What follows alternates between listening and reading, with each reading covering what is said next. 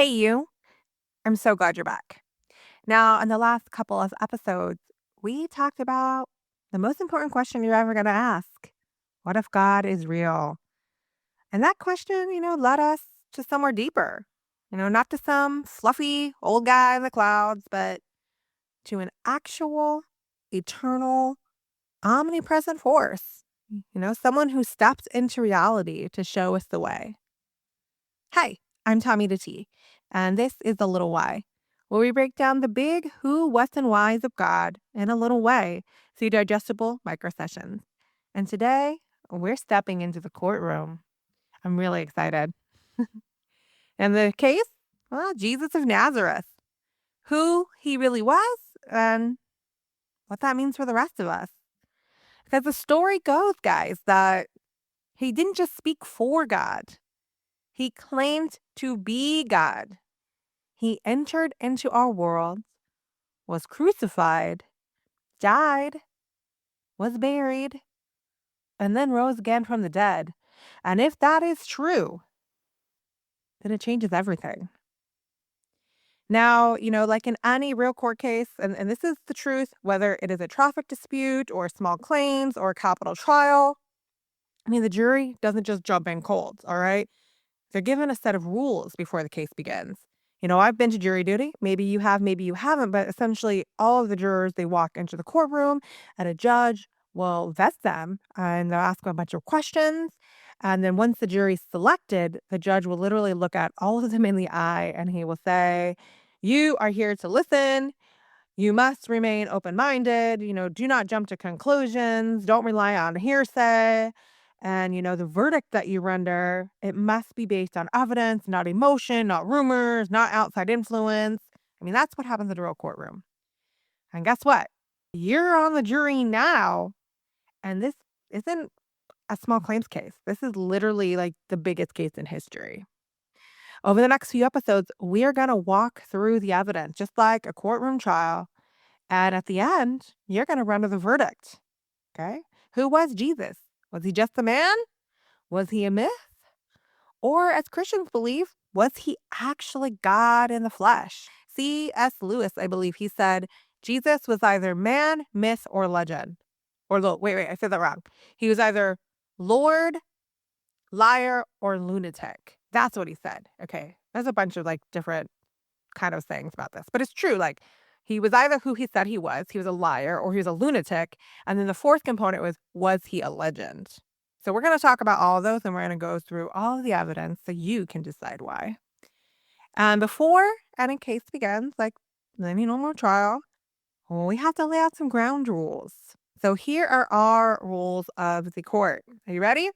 Number 1, you must keep an open mind. You probably have prior beliefs, maybe even some doubts, and that's definitely okay. But like any juror, you do need to withhold your final judgment until all of the evidence is presented.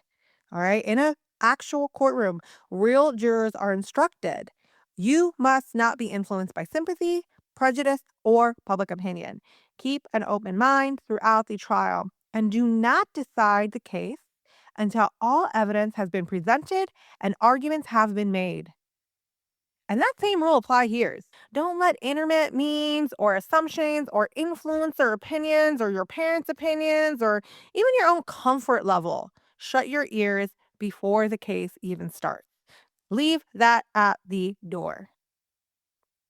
Number 2, you must base your verdict on evidence, not emotions. In a courtroom, jurors are told to make decisions based on the evidence presented. They can look at testimony, documents, reliable sources. You can't just say, "Well, I just don't like religion, so it must not be true." Or, "I've never personally experienced God, so he must not be real." That's not a verdict, that's bias. You don't go into a courtroom and say, "That guy just looks guilty, so he must be guilty."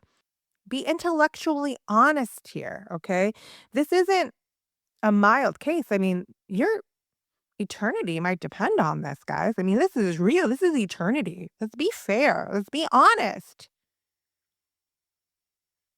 All right. Room number 3. You will be presented with real world historical evidence. This is not blind faith.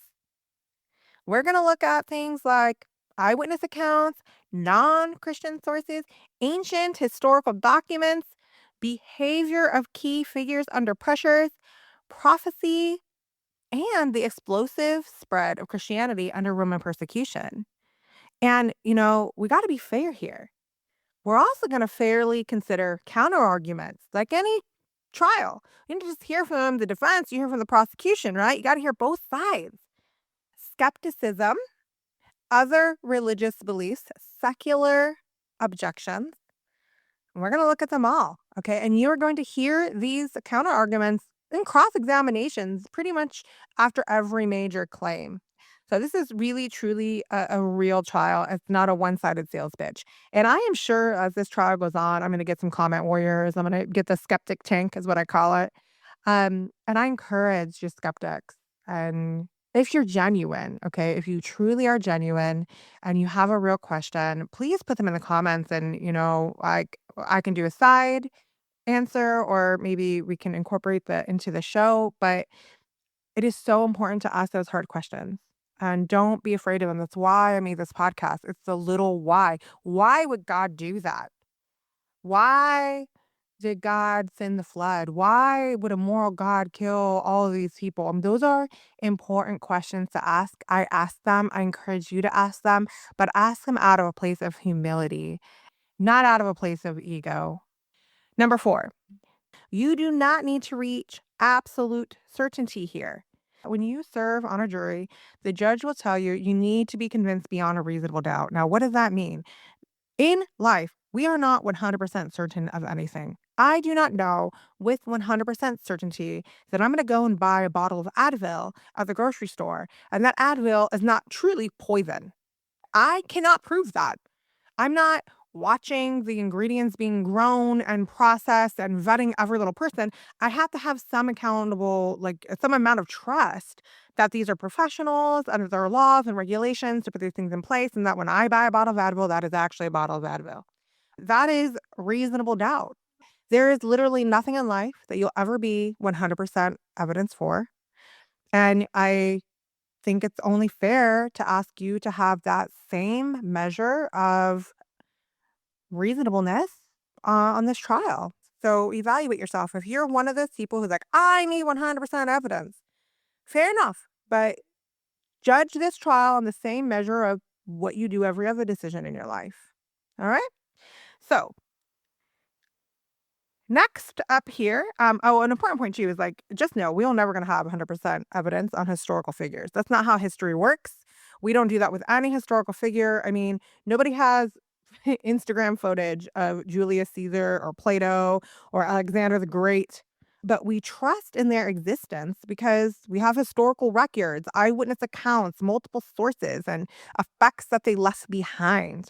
And so we're going to use that same method to measure, historical facts in this trial here. And, you're not going to ask to be believed blindly. I mean, you're just going to be asked, is it reasonable to believe this is true based on all the evidence? All right. And last up here is the verdict is yours alone to render. I am not here to convince you. That's not my job to convince you. I'm not here to force your hand, okay? There is no preacher waiting to dunk you in the baptismal font at the end of this show. Or it doesn't work like that. I am literally just presenting the case. I am the prosecution and the defending attorney. That is it. You're the jury. You decide what's credible.